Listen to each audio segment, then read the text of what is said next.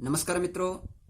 उत्तराखंड सरकार एवं उत्तराखंड सरकार के विशेष रूप से माननीय शिक्षा मंत्री डॉक्टर धन सिंह रावत जी का आज मैं हार्दिक अभिनंदन करता हूं, हृदय से साधुवाद प्रदान करता हूं। पूरे उत्तराखंड में विगत कई वर्षों से हमारे इंटर कॉलेजेस जो हैं प्रधानाचार्य विहीन चल रहे हैं और उन्होंने एक नई नियमावली सृजित करके इंटर कॉलेजेस में प्रधानाचार्य के पदों को भरने का प्रयास किया है और आज लोक सेवा आयोग के माध्यम से विज्ञापन भी जारी कर दिया गया है। विभिन्न प्रकार के विरोधों के बावजूद वो अपने जो संकल्प था, जो लक्ष्य था, उससे पीछे नहीं हटे और उन्होंने इस कार्य को करके दिखाया है और हमारे लोक सेवा आयोग उत्तराखंड के द्वारा आज विज्ञापन निर्गत किया जा चुका है। आज की तिथि 11 मार्च के दिन और मैं तो इस विभाग में आने से पहले से ही ये बात रखते आया हूं कि हमारा जो मुखिया होता है, जो प्रधानाचार्य होता है, बहुत बड़ा पद होता है शिक्षा विभाग का और विद्यालय की सर्वविध स्थितियों को सुधारना, अच्छा करना, परिष्कार करना उसी का प्रमुख दायित्व होता है और विभिन्न प्रकार के चैलेंजेस, चुनौतियां भी उसके सामने होती हैं। तो जो नेतृत्व शक्ति है, नेतृत्व कौशल है, वो प्रत्येक व्यक्ति के अंदर नहीं हो सकता है। तो और नहीं पदोन्नति के माध्यम से सभी लोग प्रधानाचार्य बन जाते थे। जब कभी भी कोई परिवर्तन होता है तो परिवर्तन की इससे व्यक्तिगत हितों की हानि होती है। व्यक्तिगत हित जो होते हैं हमारे प्रभावित होते हैं, लेकिन जब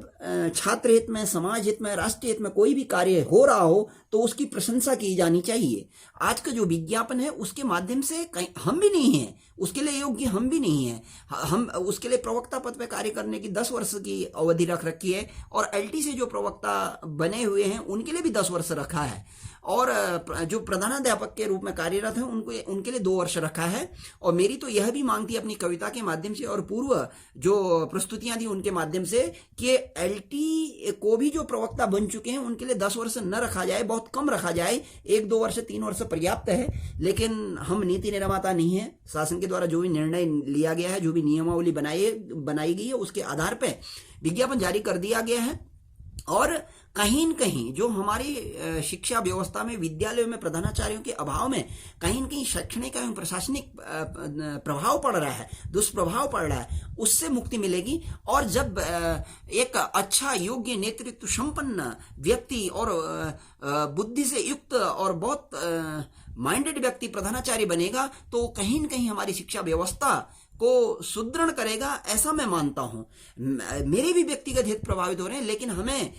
जब छात्र हित की और राष्ट्र हित की बात हो रही है तो हमें सरकार का पक्ष यहाँ पे मजबूती से रखना चाहिए और सरकार को साधुवाद देना चाहिए, क्योंकि जिस प्रकार की विज्ञापन में योग्यताएं रखी गई हैं और जिस प्रकार का सिलेबस है, उस सिलेबस को यदि कोई उत्तीर्ण करके और साक्षात्कार के उपरांत कोई प्रधानाचार्य बनता है तो अवश्य में ही वो बहुत अच्छा प्रधानाचार्य